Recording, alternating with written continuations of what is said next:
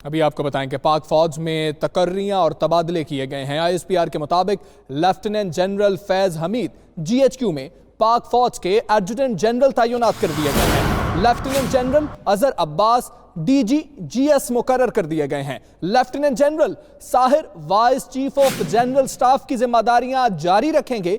Lieutenant general Adnan core commander Bahawalpur तैनात कर दिए गए। Lieutenant general Noman IGC and IT मुकर्रर कर दिए गए हैं। इसी पर बात करेंगे, फैसल रजा हमारे साथ मौजूद है। फैसल, बताइएगा, तकर्रुर तबादले किए गए हैं? जी बिल्कुल, गुज़िश्ता अरसे में जैसा कि आपके इल्म में है कि 4 मेजर जनरल्स को लेफ्टिनेंट जनरल के ओहदे पर जो है वो तरक्की दी गई थी। इसके बाद जो है अब पाक फौज में तकर्रुरियां और तबादलों का सिलसिला जो है वो हुआ है। ISPR के मुताबिक लेफ्टिनेंट जनरल फैज हमीद को जनरल हेडक्वार्टर्स में पाक फौज के एडजुटेंट जनरल जो है वो तैनात किया गया है, जबकि लेफ्टिनेंट जनरल अजहर अब्बास जो है वो DG ज्वाइंट स्टाफ तैनात हुए हैं।